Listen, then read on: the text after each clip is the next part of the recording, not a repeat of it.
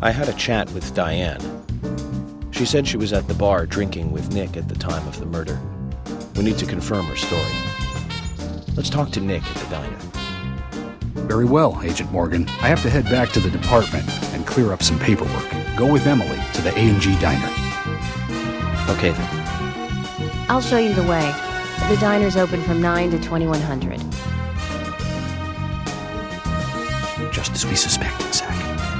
Dianne is the key to this case. I have a feeling she will lead us right to the criminal.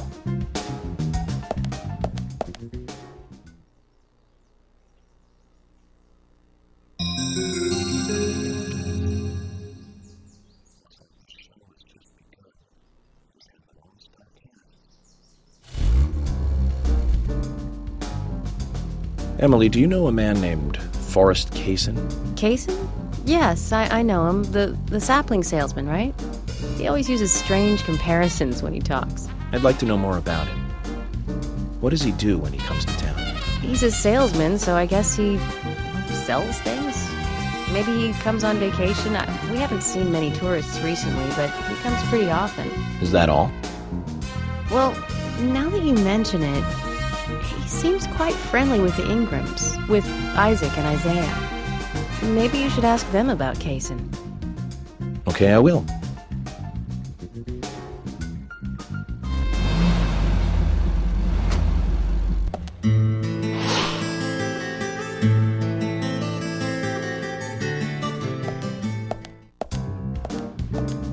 The A&G Diner.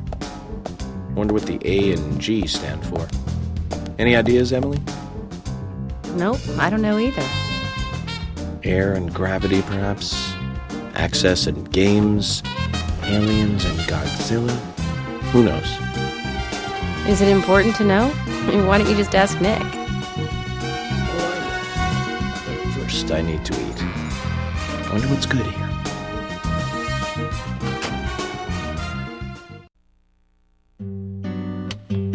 Welcome, Mr. Agent. Hi, Olivia. Let me have your special for today. And some fresh coffee. Our special today is turkey. A turkey and gravy sandwich. Sound good? Perfect. Emily, you eat something too. It'll be on the FBI. Okay then, I'll go all out. I'll have the T-bone steak. I usually can't order it because it's a little too expensive.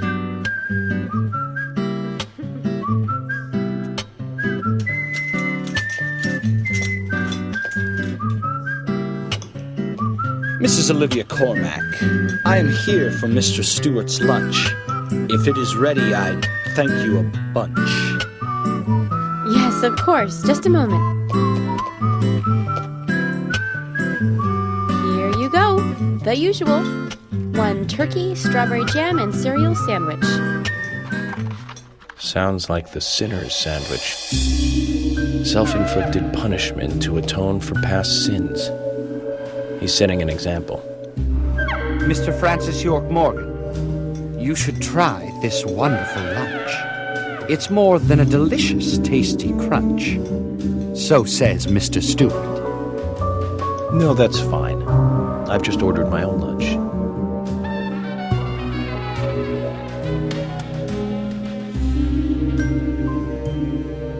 Mr. Francis York Morgan, that is, Mr. Stewart's order is delicious, I should mention. And Mr. Nick Cormack is a genius for creating this perfection. So says Mr. Stewart. Still, I have a hunch I might not like it. You sure that sandwich is that good?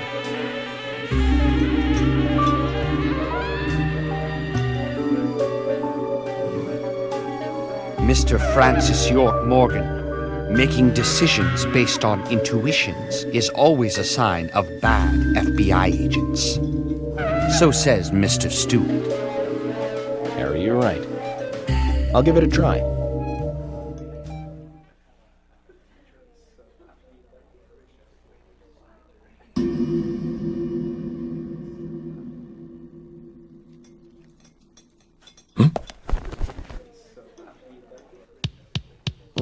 I can't believe it. This is fantastic. It's really good. Olivia, I'm sorry, but can I change my order? I'll have what Harry is having.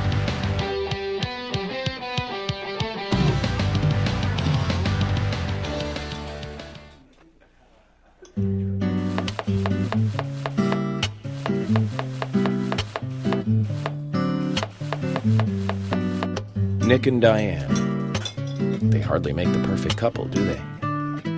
Is it widely known that they go drinking together, just the two of them?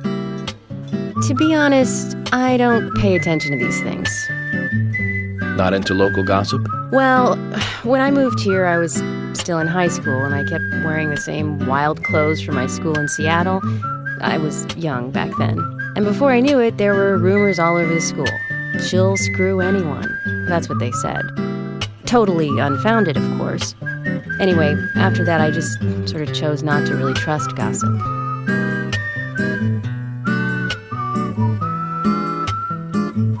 I get where you're coming from. I used to dress like a hardcore punk rocker when I was in high school. You? A punk rocker? Nobody took my side, even when I had good grades. People rejected me just because of what I wore. I was young back then, too. Even still, I just don't see you as a punk rocker. And you laugh? Look at you. With no makeup on, dressed in uniform, eating a steak for lunch. Okay, back to work. Let's talk to Nick.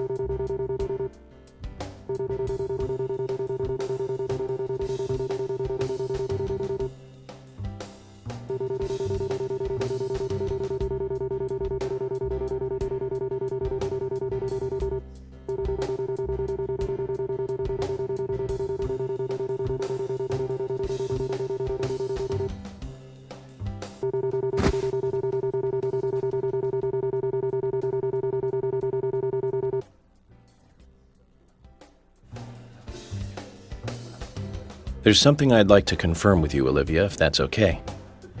Yes. Well, so long as it doesn't take too long. First, what were you and Nick doing on the night of the murder? I was here in the diner. Nick said he was going to the bar for a couple of drinks. Does he go to the bar often? Leaving you to hold up the fort?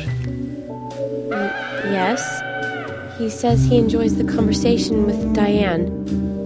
I thought they went drinking again together that night. Do the three of you ever go drinking together? Well, you see, I'm really not into art. And your husband is well versed in the arts then, I take it. Oh, yes. Looking at art and talking about it is his way of relaxing. People just aren't what they seem. Like a certain someone who was into punk rock 10 years ago. You are absolutely right, Emily.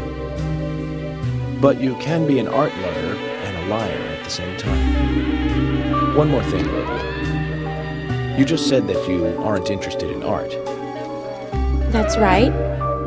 And... So, how come I bumped into you at the art gallery?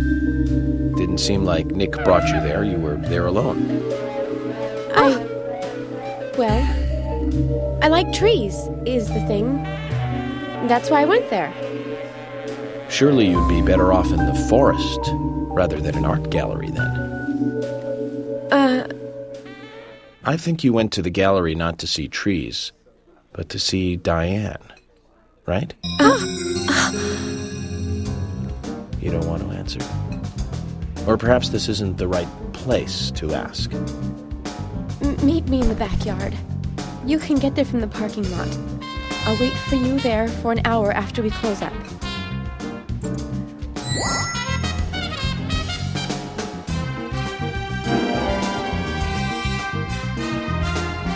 They close at 2100. Should we get something to drink and wait?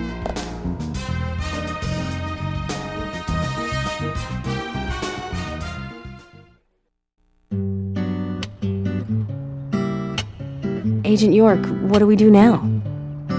I want to hear what Olivia has to say. Let's kill time until the diner closes. Okay, then I'm gonna make a trip back to the department. I'll see you in the backyard later. Okay, sounds good. See you later then. Zach, about Olivia. I presume she wants to tell us something about Nick and Dianne. Let's hope it's not just something for the gossip columns.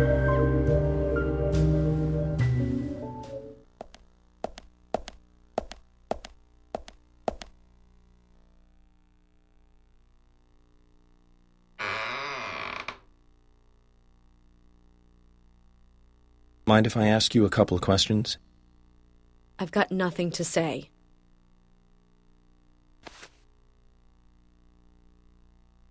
Maybe this will change your mind. And that's?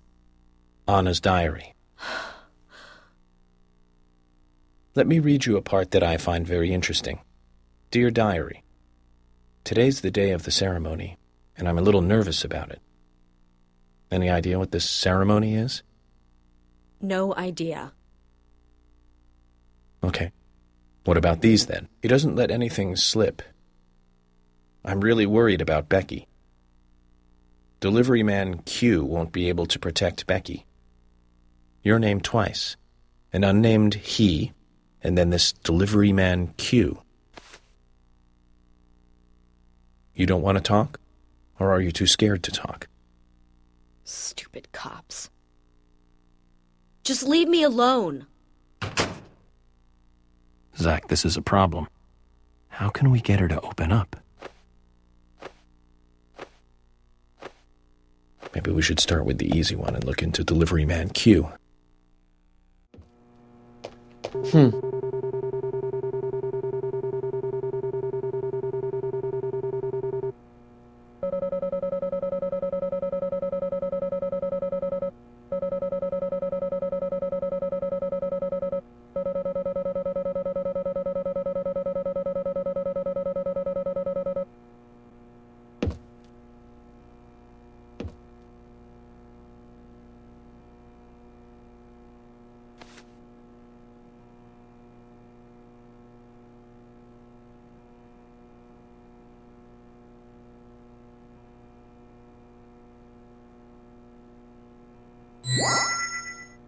Zach, look at this red powder.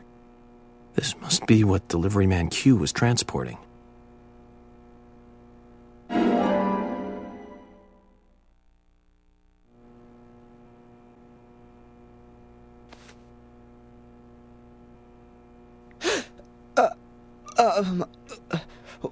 I found this in your bike. What is it, Quint? It's just health food. Health food. That's right. Grounded like coffee beans, made from the seeds of a plant. Totally legal, alright? So why was it in the tank of your bike? I couldn't find anywhere else to keep it while I was riding. I just forgot that it was in there. You know, riding along and you suddenly get hungry? Or maybe you find someone on the road who really needs food. Can't you give me an honest answer? I'm telling you the truth. Very well. If you must persist in lying. You won't mind if I take this and get it looked at, will you? Hold on. You said it was totally legal, right? Then there's nothing to worry about. Am I wrong about this? No, it's nothing. Just do what you want. Go ahead, just take it.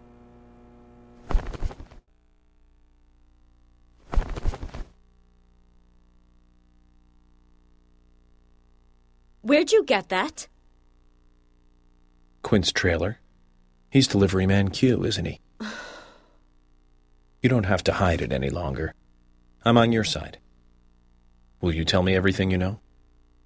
Yes, he's delivery man Q. But he's got nothing to do with Anna's death. So please just leave him alone, okay? I beg you. That all depends on what else you can tell me, Becky. His being delivery man Q doesn't prove he had nothing to do with Anna's murder. Is there any way to get him to make a statement about this? Okay. Just wait here.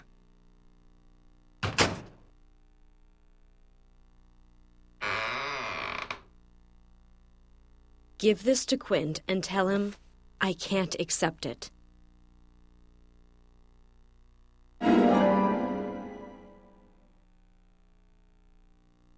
That's all I can do. Don't ask me for anything more. You'll get us both killed. Zach, I was hoping we'd get a little bit more out of her, but that's okay. We'll get more when we hand over the ring. Let's go give Mr. Delivery Man Q a visit and see what happens. Where did you get that? Becky gave it to me. She also told me to tell you that she can't accept it. Can't accept it? What does that mean? Exactly what it sounds like, Quint.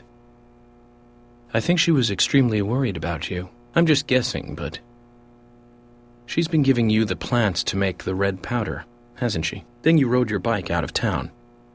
You went on a trip, and you sold the powder somehow. You bought that ring with the money. That's why she gave me the ring. She wants to stop you from making any more trips. She doesn't want you to get involved anymore with this. But I did all this for her. I started out delivering because I wanted the extra cash. But you know, things like this change over time. As you can see, her family is loaded, and I live in a trailer house. She's out of my league, you know? And so I wanted to be the kind of guy she could be with. Quint, you already are. You didn't need money for that. Have things gone too far? Because of me? Not at all, Quint. You can do things over. You're still young. Can you hold off on arresting me just for a little while? I want to apologize to her. And promise her that I'll never carry that junk again. Just give me a little time. Please? I'll turn myself in once I've talked to her, okay? Zach, what is he talking about? Huh? Why would I arrest an innocent youth such as yourself? Quint, I'm busy with a murder investigation here. We can talk about health food another time, okay? If you really want to confess, you could always try at church. What do you think, Zach? It isn't much, but I want you to take this as a thank you gift.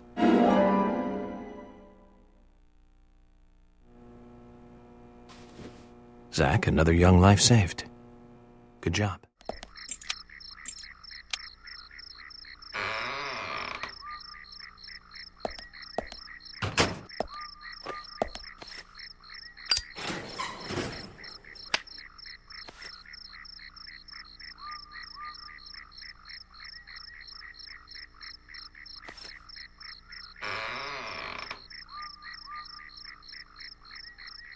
Well then, Olivia, talk to me. Yes. In the beginning, Nick only went to the gallery during the day, but he went so often at some point he became friendly with Dianne. They started going out drinking together, and now he doesn't come home until early morning. He always says that they were only drinking when I asked. He blames me for not being able to talk about Turner and Rembrandt, which of course I can't, can I? So what can I say? Finally, I couldn't take it anymore, so I followed him. He did go to the bar, to start with. Dianne was there too, but the real problem is where they go to next, right? So I waited outside the bar to see where they might go. And they eventually left the bar and headed for the art gallery. But it was was already early morning, but it was still dark. Just before going inside, Dianne turned around. It should have been too dark to see me, but I swear, her eyes looked right at me. They seemed to flash for a moment. I was so rattled that I left and went home. The next day, Anna was found dead. I didn't know what to do.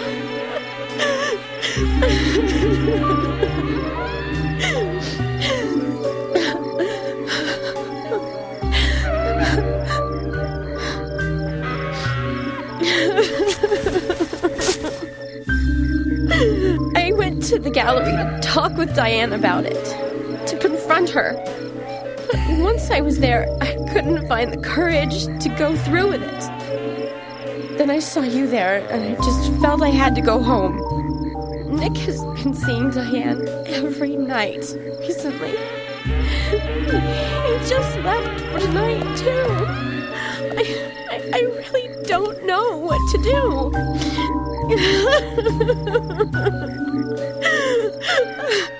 York, we ought to take Nick in for questioning.